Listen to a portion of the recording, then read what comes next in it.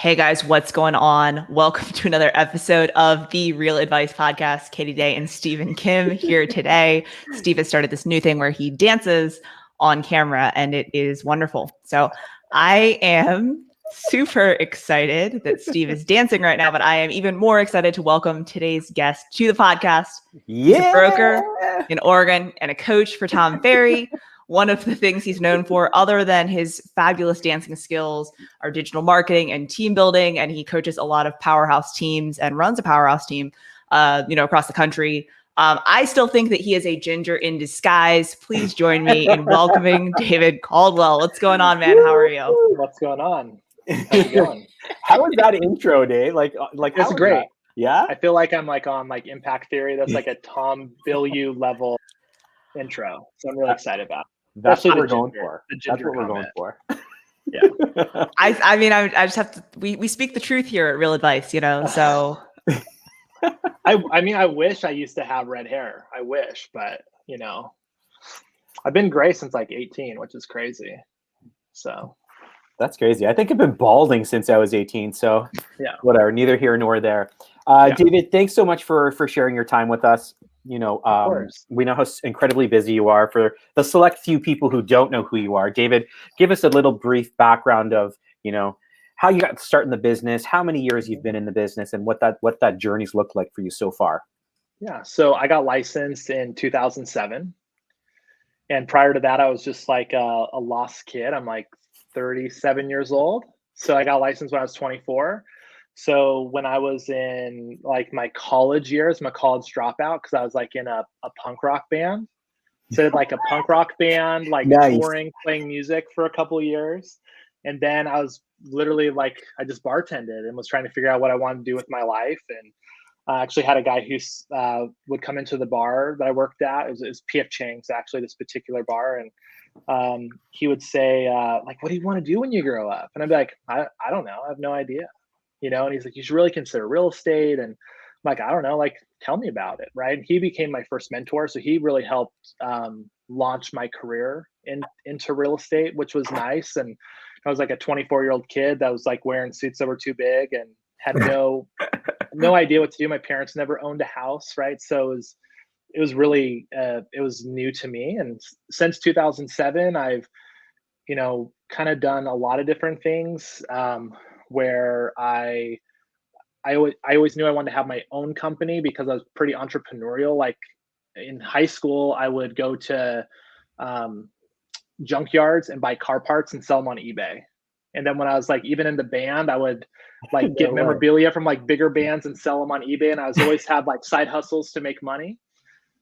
So, I was like, well, if I'm going to do this job, once I started researching, I'm like, I'll work at a local company, then I'll work at a regional company, and then I'll work at a national company, which I was in a leadership role for a short period of time at a national company. Then I'll start my own company. So in 2012, I started my own real estate company, and then basically really have done that until recently when we affiliated with a national company to where I'm now just running a team. So I've, run a team or a teamerage for about 11 years. And then I also am a coach with Stephen for Tom Ferry.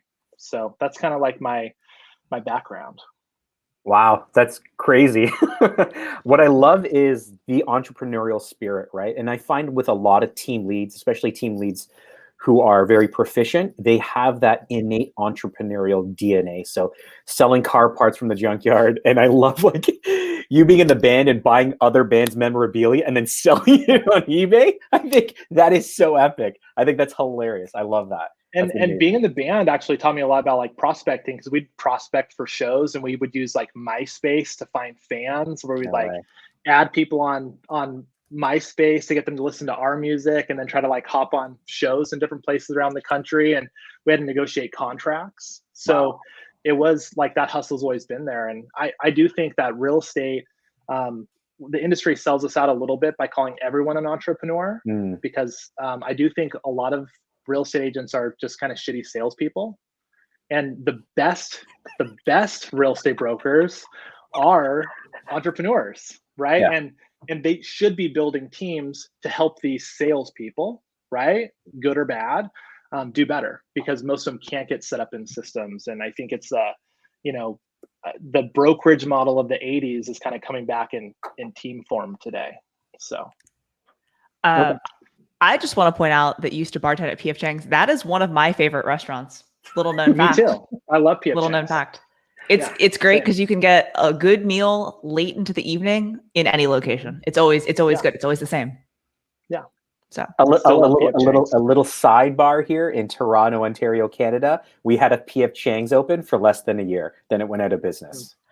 That's because the food scene there is so diverse. The population was like, no, we've got 14 other restaurants that are way more authentic. Okay, We don't need this Americanized food, right? I mean, I love it. I made my first sale from a person sitting at a table I was serving at P.F. Chang's. It's got a place in your heart. That's where a real estate office was. No way. That's I told hilarious. her, there's one here, but I get off work at 5. I could show you too. That's wild. Yeah. That's wild. So, David, like, at what point in your career did you come to the realization that the team model was the model? Like, you know, I know us being all within the Tom Ferry ecosystem, he is a massive proponent of like teams is really where it's at. That's the evolution of real estate. So at what point in your career did you come to realize like that's the direction you needed to go into? So in my third year, so it's like 2009, I hired an assistant. Okay. And then 2010 was like the first year I ever sold more than 100 homes in a year, and I had 2 buyer's agents on my team. Wow. So really early, I recognized that, you know, like an example I use all the time with my coaching clients is you have 24 hours in a day, but if you had 10 people on your team, you have 240 hours. And even if they're a third of the skill level, they're going to outproduce you.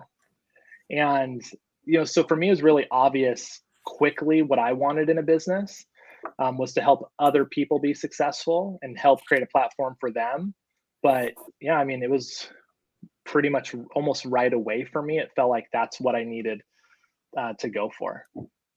What would you say is the biggest mistake most teams or all teams make when coming up with kind of the team model? Because you're very much a coacher. You're very much a coach. Well, I'm going to say coach and teacher. That's a coacher. Yeah. Coacher. A coacher. You're very much a coach and teacher through and through. And that insight is the recipe for success, because I find a lot of the times when team leads or teams are growing and they want to be built, it's like, you're the agents, you're the agents, you're the agents. You're going to make me money. And I find that is a massive fail rate. So what was the one thing that you, whether it was a mistake or something that you would learn very early on when building this, that you can identify that everyone who's going to listen and watch this is like, listen to this. Yeah. Do teams this. Teams are about leadership, not about leads. And that's where 90% of people fail, is they start with leads. I don't have any value to offer. I don't have leads. Teams are about leadership. You know, in this industry, it's really common for people to say, real estate's a really lonely business. And when I hear that, I just hear that someone needs a leader. And I think that's where a lot of people mess up. To your point, they're trying to gain production through others. They're not trying to lead them. Right? Hey, I'm going to use my check equity to give this person opportunity, and I'm going to cross my fingers I get ROI.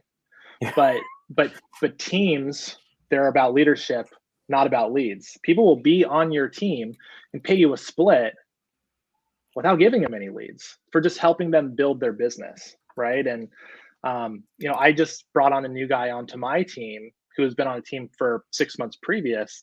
And it was funny yesterday. He's like, I've gotten more from you in a week than I got in 6 months from the other team. I probably spent 2 hours with him. Yeah. Like we built a business plan and we built like a couple drip campaigns, and I talked to him about how he's been generating his leads. A business plan? What's that? Yeah. Yeah. So, but I do think that, you know, what I see a lot of times with, you know, the people I coach or people I'm talking to about building teams is like, I don't have leads, but it's not about leads, it's about leadership. And I think if people just try to be better leaders and if you start there, I'm going to help this person build their career and together we're going to do more. Like that's the winning formula for teams, in my opinion. I want the title of this podcast to be exactly what David just shared, because I was just writing it down. It's about leadership, not leads. I love that. I absolutely love that. I think it's That's it right there. That's the recipe. So awesome. Now, in terms of leadership, David, I know we're kind of going on a tangent, Katie. Sorry. Just we're going down a rabbit hole, but that's what I love about this, right? Is like we hit something, we're like, oh, this is something that's like, this is what people need to hear. How did you know, David, like that you were a leader? Because everyone wants a team, the grandiose idea of a team, but like most teams fail. Like that leadership DNA, like how did you identify it either by yourself or someone was like, hey, David, you're an amazing leader. You should really think about this. Most of the time I'm still surprised people want me to lead them, but I do have like a hunger for helping people. And like when I was younger, you know, like I was never the popular kid in school, but I was always well liked because I cared about people. So I think that's kind of innate in my DNA. Now I have had people ask me like, well, how did you become the leader that you are? Well, for 10 years, I've really only read leadership books. And it's funny because like Katie's like, oh, he's a social media guy. Like if I could choose what people would know me for, it'd be leadership, right? Like I want to be a Swiss Army knife coach and know everything. But, you know, to me, I really have a passion for people and helping people succeed. And, you know, my bookshelf is leadership books. It's, you know, John Maxwell and Simon Sinek and anything that I could read or listen to about like helping people progress and move forward. I know that if I help other people achieve their goals, I'm going to achieve mine. And that's like a cliche quote we've all heard a million times. But, you know, I think I'm still like it still surprises me sometimes when people like allow me to lead them, which I think is a really great honor. But I'm going to be a really good leader like 30 years from now. And I'm really excited for that. Right. So I'm just trying to get better. So, yeah. Your level of humility is just on another stratosphere. I think all great leaders have that level of humility. The kind of the servant leadership kind of idea is what, again, is a recipe for success. So that's amazing. I love hearing you talk, David, about this. Is amazing. So awesome. Okay, Katie, let's get right back on track. My fault. Let me find the plan over here. No, I was going to take it in a different direction. But we can stay in real estate. I had a few other questions that were like not as real estate related. So I guess let's go back even further, not in your career, but just for real estate agents. Like what would you know, day one, I just got my license. What would you say would be the or one piece of advice you would give to a new agent starting their career? So I actually interviewed someone who wants to get into real estate yesterday. And what I always start with people is like the failure rate, right? Like, hey, why do you want to get into real estate? Do you know this is the failure rate? Why is this failure rate here? Because people don't have a plan, right? With most of my coaching clients, I'm like, hey, if all we did was tell people how the marketplace is, the number one question in real estate, how's the market? If we know what's going on in the market, which most agents don't know, they don't know months of inventory. They don't know 12-month rate of appreciation. They don't know really what's happening. They just know the narrative of the market. If we actually knew what was going on and all we did was we went and told people we don't know and we told people we know and become that resource, the people we tell over and over that we know, they're not even going to ask anybody else because we're telling them. And if other people start watching us, you know, we can become the authority on the market for them too. They're not going to ask anyone else either. The problem is most of us just like sit in our office and hope our phone rings, or like we give people cookie recipes or whatever. We don't really try to be like the expert.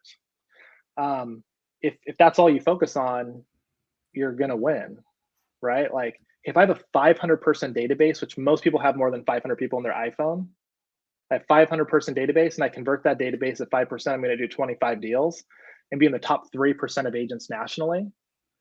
But most agents are talking to like 50 to 100 people. It's not enough. I need to talk to more people. And I really need to be the authority. So that's where I start. If you're a new agent on my team, we're doing activities to build a 500-person database. If you're an agent on my team, we're managing a 500-person database. Okay. And we're going to convert it at 5%. And we're all going to win. It's really simple math, right? Tom talks about all the time, like it's business, just math. Yep. So. As we all nod our heads. As we all, I mean, we had our Q1 reviews today, and that was kind of our thing, was like, okay, here's all this data of what we did this, you know, past 3 months. Now how can we leverage this to do better this, you know, next 3 months, right? And I'm pretty sure I said business is math like 42 times today. But yeah, I mean, it's totally true. And, the more conversations you have, obviously. If I have a 500 person database and I take a month off and I contact 8 people a day, I hit everyone in my 500 person database 4 times a year. What percentage of real estate agents contact 8 people a day? 5%? 3%? Like, it's really low. 1%. What? Yeah. So that's like where I always start with with a new agent. I mean, you have to build the people to talk to, and then just go answer the number one question: how's the market? And you'll win. How do you get up to 500 people though? Let's get real tactical here. So we have the memory jogger. We know what it's about in kind of the Tom Ferry ecosystem. How do we get to like 500 for a new agent is kind of like, whoa, that's insane. How do you get them to that point? And what's the timeline look like? Who's your favorite music artist? Me, I'm gonna say Drake because I'm from Toronto. Okay, so Drake's like, hey Steven, I'm gonna do a private concert for you, but the caveat is you have to have 500 people that at the concert. Can you get 500 people there before you rent real estate? Damn right. So we know the people. Some people were intimidated to talk to. Some people were intimidated to earn the right to be able to talk to them about those things. And some people are going to ignore us. So we have to cycle people in and out. But my real estate business is a core 4 real estate business, which is, past clients, center of influence, open house, farm, online marketing. So for most people, it's usually a combination of those things. Yep. There's so many ways to build lead pillars. It's just finding out what people are willing to do consistent over and over, right? I work out once a week. I'm not going to get in shape. I sweat every day for 10 minutes. I'm going to lose weight, right? So it's just things I'm willing to do consistently to build my database and keep it up and nurtured, which is going to get me the result. But it's knowing that I have to work towards this number. Then it's simple. Most people just don't have a number to work towards. Got it. Yeah. Hey, my mom's in my database. This girl I went on a date with, it's in my date. Come on, let's just get to 500 people. Let's just do some math. Yeah. Okay. Awesome. And what kind of timeline do you give for new people? Is it a year, a couple of 8 months? What? It depends. Well, it depends on their goals, right? Sure. So, but I want to get people up to that number as quickly as possible. Got it. Yeah. So I just hired 2 people and I'm okay, I'm going to ramp up Google PPC leads. Hey, you guys are going to do these things with for sale by owners, because we're going to kind of farm for sale by owners and old expires. Hey, we're going to get at least 100 to 150 people from your sphere in, and you could do that in the next 2 weeks. So most of the time I think we get people to 500 usually within 90 days. And then we have to start, some people we have to cycle and filter out, right? Because they don't engage. We want an engaged group of 500. So, and then it's an ongoing process to keep that engaged group. Hey, I lose a past client out of my database because they moved to Texas, right? I'll keep them in my email newsletter, but I'm probably not going to call and talk to them 4 times a year anymore. Got it. So, okay. That's amazing. Yeah. Being in real estate for as many years as you have been, what would you say is the single greatest disruptor you've seen in the industry? And look, you haven't been in the industry for 20, 30, 80 years, but in the period of time that you've been a licensed realtor, what has been the biggest disruptor that you've seen? Are we speaking to iBuyers and things like that? What's changing the industry the most? Yeah. Well, I mean, I think in client acquisition, probably video is really disruptive because no one was doing that 14 years ago. Mm-hmm. I don't think the iBuyer, I look at iBuyers, they're a luxury good, right? They're expensive. It's about convenience. They're a luxury good. There's always luxury goods in a marketplace. I don't look at them as a big disruptor. Sure. I was a really early Zillow client. And I don't think they're as much of a disruptor. I need for us to be as scared as an industry as some people are. Uh-huh. I mean, from client acquisition standpoint, I mean, video's awesome. Yeah. Right. Now it's going to voice, right? Because marketers ruin great marketing. But at one point, running a what's your home worth? I keep having the horns behind me. I love it. at one point, like running an ad for your home valuation was like really disruptive and awesome. And now it's like, well, whatever, you know? And I think people, I don't know, like, I don't even know if ever think of things as disruptive at all, Mm. as much as like, well, it's just moving forward. This is just like the way business has to be done now. Yeah. Yeah. So, yeah. The evolution of real estate, right? Yeah. So to piggyback onto that, I know voice is really starting to make some headway in not only just real estate, but marketing in general. What do you see is going to be kind of the big thing in real estate? Like you talked about video just being tremendous from a client acquisition standpoint. Like let's look 10 years down the road in 2031. Like what do you anticipate might be kind of that new shiny thing in real estate? Yeah. Like, technology right now, like every big technology company is about better, faster, cheaper. Mm-hmm. And I really envision that at some point the real estate industry, like a real estate team, will not just be a team leader and real estate salespeople, but you'll have an escrow team and a mortgage team as part of your overall team business Mm. in a way to combat pricing pressure. Okay. And to be able to basically have a smoother transaction, because most states, because of regulation, we have really disjointed transactions that don't work very well together. And that compartmentalization creates a more expensive transaction. And, technology as a whole it's better, cheaper, faster. So Okay. I think 10 years from now, our real estate teams are going to look really different. And I think the traditional brokerage model is going to look more like how I buy stocks from Fidelity. It's more of like a clearinghouse. Okay. That's interesting to know. Okay. Yeah. Awesome. Cool. What do you have lined up next, Katie? Katie keeps everyone on track. Let's just let that be known. So I go on tangents. She always like dials me back in. Yeah, that's what I'm here for. That's what I'm here for. I would say, as far as on the professional and kind of going back to the advice thing, I would say what would be, normally we go like new agent, veteran agent, but I would say I know you teams, right? So for either a team or maybe a team that's been around for a while, what would you say would be, kind of the number one thing that you do to take them from, A to how many X ever their business at, the next level?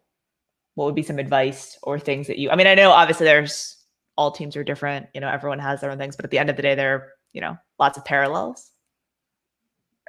I'm surprised by how many teams work off like an annual business plan versus like a 36-month or like 60-month business plan, and then actually are just working to scale their business. Because most of the people that I coach, if I've coached them for 2 or 3 years, we don't write a new business plan every year. We just duplicate the one we had last year and we scale it. And that's what's always surprising to me is how people think annually they have to reinvent the wheel. Where we don't have to reinvent the whole business plan every year. We might need to go back to our farm and change some of the ways that we're doing things, but we don't need to rewrite the whole plan. And it surprises me how we want repeatable, duplicatable systems, but people don't. They don't think about the scale piece, right? Like, hey, if I get this many more views on my video, does that get me X amount more business? If I add X amount of homes to my farm, am I going to be able to get more listing leads? And that's the thing that, when going in and helping teams, grow, hey, what is the average productivity per agent that we're willing to allow on the team? Do I stress out because these people aren't hitting their numbers and they're not working at their capability? Or can I just accept their goals for their goals and hire more people and help more people do better and then increase my numbers that way? Like, oh, my team isn't answering the phone enough. I'm going to yell at them for it. Hire more people to answer the phone. Novel concept. Yeah, right. So, but I think scale, really thinking about scale is a missing piece in a lot of real estate agent team businesses. You know, we don't have to like rewrite an annual business plan. Like do what worked and like turn up the volume. That's great. That's great. In music, we played the same songs every night, whether it was to like a small crowd or a big crowd, it didn't matter. Once we got to the big rooms, we were playing the same songs. There are a lot of parallels between your music career and your real estate career. I'm like, I like it. This could be an epic thumbnail for this podcast for social media. With teams, you know, we talk about scaling, goals, plans. Let's talk a little bit about accountability, because everyone gets into real estate because they want to make a lot of money and they want freedom and flexibility, which we know is like oil and water. So how do you, as a team lead who's wanting to inspire, build capacity, how do you embed accountability into kind of your operations? And not only embed accountability, but have people understand the power that they need accountability. Yeah. Right. So tough question. So one is setting the expectation with them that the freedom in real estate comes from hard work and experience. It's earned. It's not a right. You know, I have a lot of freedom in my business now because I've been doing it for a long time and I have leverage. I don't have it because I have my own business. Right. But I'll be honest, like I let people produce at the level that they want to produce where it works within the team.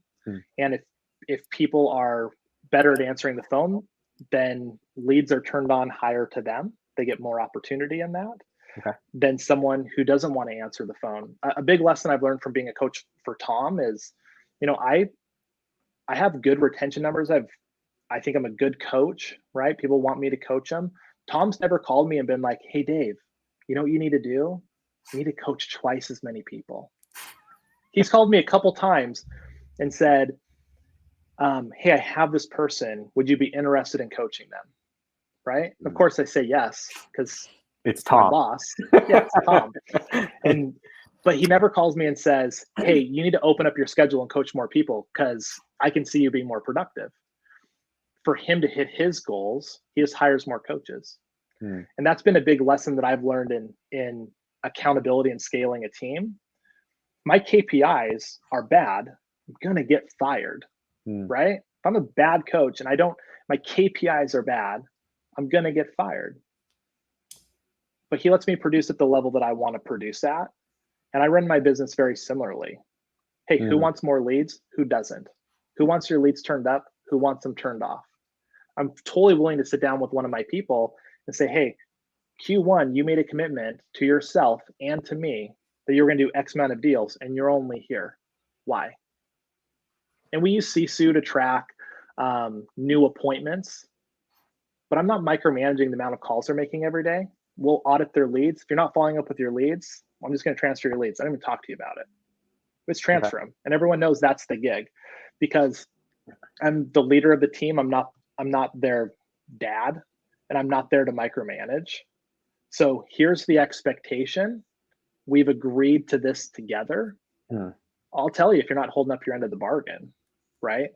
But I'm not going to call you every morning and ask why you're not at the office. Got it. So it's trying to find a balance between here's the expectation, because I don't want to burn myself out, and that's not productive use of my time. And allowing people to be adults.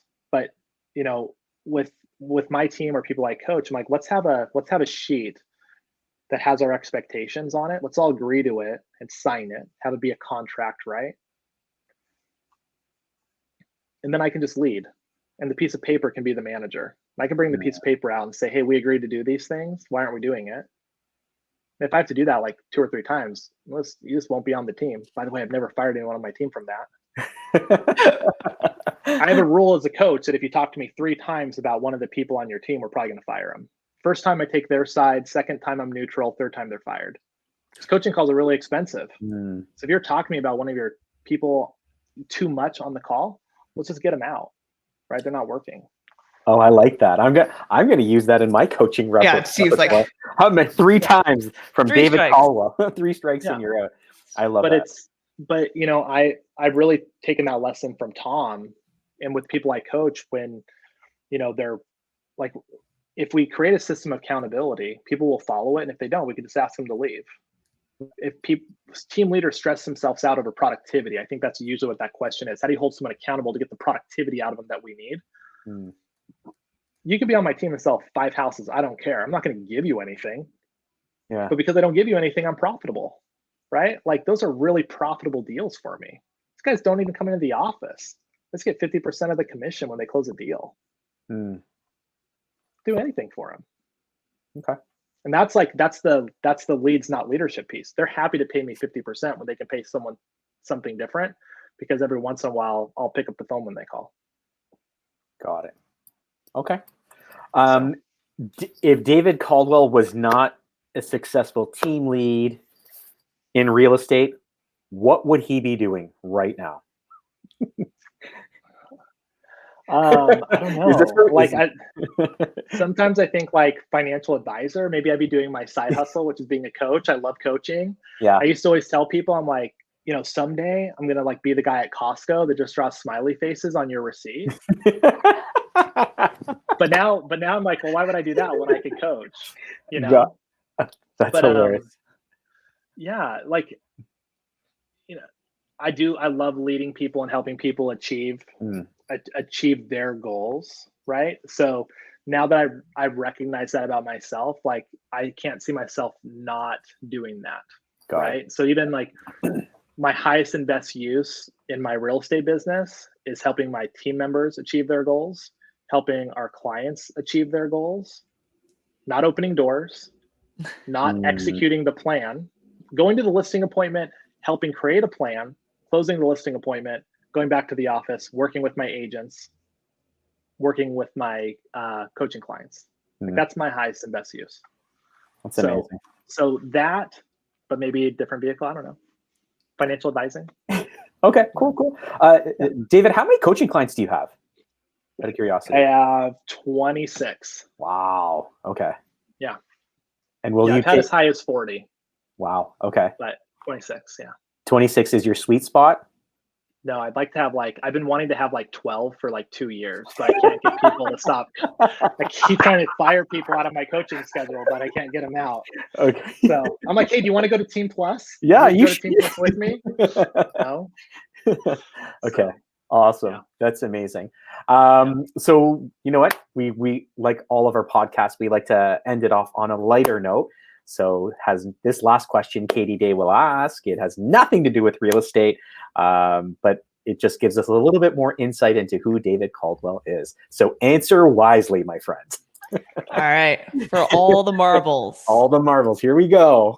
If this was your last meal on earth, what would you be eating? I mean, we already talked about it. It'd have to be P.F. Chang's, right? At first I wanted to say Chick-fil-A because I ate that yesterday and it was delicious. But Chang spicy chicken, add some broccoli, maybe some brown rice there. I mean, I love that. It's like my favorite thing to eat. Okay, awesome. So let it what be. What would be last ice cream on earth? Because I know you're an ice cream guy. What would be your last ice cream? Ooh, that's tough. That's hard. I'm so just Mr. Rogers. I just love a vanilla ice cream cone from McDonald's, to be honest. It's probably what I would use. It's my go-to. I love it. They are pretty good though. Let's be real here. Yeah. That's amazing. Yeah. Awesome. Yeah. Cool. Well, David, we want to say thank you so much for sharing your time with us, dropping these amazing nuggets for people in real estate, just starting off, maybe the tail end of their career, budding team leads, everything from start to finish. You are our wealth of knowledge, my friend. Thank you so much for sharing your book of success, in particular leadership, which I think a lot of people can take this podcast and execute and implement. If team building is what they want to do, if they want to lead people. So all about leadership, not leads. So thank you again, Mr. David Caldwell. And hopefully we get to see you in person very soon at a Tom Ferry summit or event. Awesome. Cool. Thanks so much, David. Thanks.